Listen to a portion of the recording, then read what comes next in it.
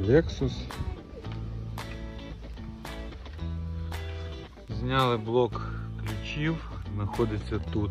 Зняти бардачок, спочатку верхня накладка, подушка ніг, потім бардачок. І буде в роботі безпека, штора, сидіння і два ремня, передній і задній, боковий. Гарна машинка, дуже приємна.